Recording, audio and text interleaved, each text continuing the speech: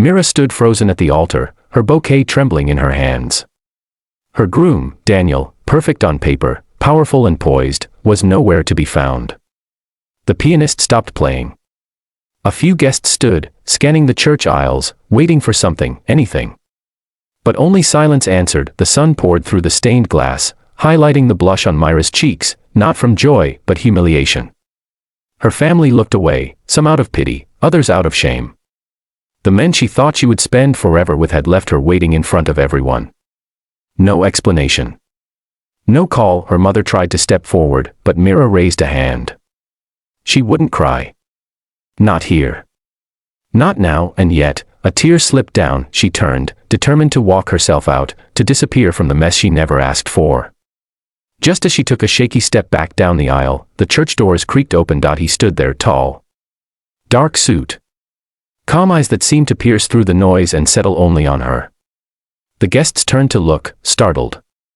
Some gasped. Mira blinked, confused, breath caught in her throat. Come with me, the men said. His voice was deep, certain, steady in a way Mira had never heard before, not even from the men who left her standing there. She knew that voice. Liam, her childhood friend, her once-upon-a-time confidant, the boy who left their small town to build his empire and never looked back. Years had passed since they last spoke. No calls, no letters. He had vanished just like Daniel had, but Liam had a reason. A mission. And now, here he was, in her greatest moment of heartbreak. I don't understand. Mira stammered. Liam took a step forward. I do. That man doesn't deserve you. He never did. A collective murmur ran through the church. Myra's father looked ready to object, but her mother held his hand down. You're not thinking straight, Mira whispered, eyes wide. I've never thought more clearly, he replied. He reached out his hand, palm open. Waiting for one long moment, Mira just stared. She could still hear her heartbeat in her ears. Still feel the weight of the day, the shame of abandonment. But beneath it all, something tugged at her chest. Hope. She dropped her bouquet, and took his hand. They ran past the rows of stunned faces, out into the sunlight, through the chapel doors and into a black car waiting by the curb. The moment the doors shut behind them, Mira let out a breath she didn't know she'd been holding. Where are we going? She asked. Anywhere but there, Liam replied. The car pulled away. The city faded behind them. Mira watched through the window, silent. I don't even know what's happening, she finally said. I do, Liam said. You were about to marry a man who didn't love you. And I couldn't let that happen. She turned to face him. You left me too, Liam. You disappeared. His jaw clenched. I left to become something. Someone who could come back and deserve you. She laughed bitterly. You think timing erases years of silence? No, he admitted. But maybe honesty can fix what silence broke. He reached into his coat pocket and pulled out a folded letter. Yellowed with time, I wrote this the night I left. I never sent it. Mira hesitated, then took the letter. Her fingers trembled as she unfolded it. Dear Mira, if you're reading this, I've already left. I couldn't say goodbye in person. You would have asked me to stay, and I would have broken. But I need to go. I need to become someone worthy of standing beside you, not behind you. I know you don't see it yet, but you deserve a love that doesn't come second to fear or doubt, and I promise, if I ever come back, it'll be to give you everything, Liam. Mira lowered the letter slowly.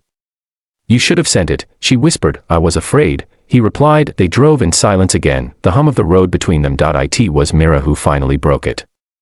He told me I was lucky to have him. Said no one else would love me the way he could. Liam scoffed.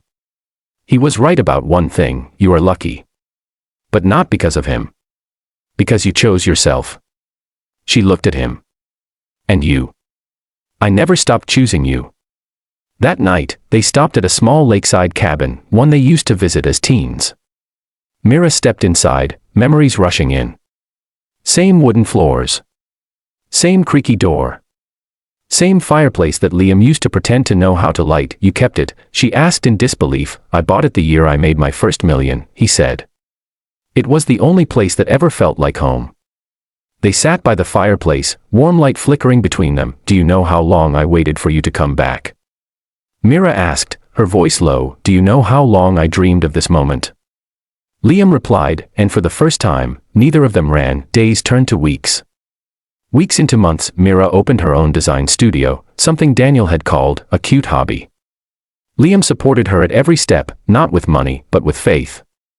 He never tried to control her, only pushed her to believe in herself. One rainy afternoon, as she stood in the studio sketching a bridal gown for a client, Liam entered quietly, holding a ring box. "Don't say anything," he said. "Not yet. Just open it." Inside was a delicate gold ring with a sapphire stone, Myra's birthstone. "I bought it years ago. I never knew if I'd get the chance to give it to you." She looked up, speechless. "Don't marry me because I saved you," he said. "Marry me because you want to." Mira smiled, tears forming again. But this time, they were not of heartbreak, they were of healing. "I want to." Years later, strangers would whisper about the runaway bride who vanished from her wedding, only to return months later with a man no one saw coming. A man who had once been just a boy with dreams, and a woman who had once been left behind, until she learned her heart was never abandoned. Only waiting for the right hands to hold it.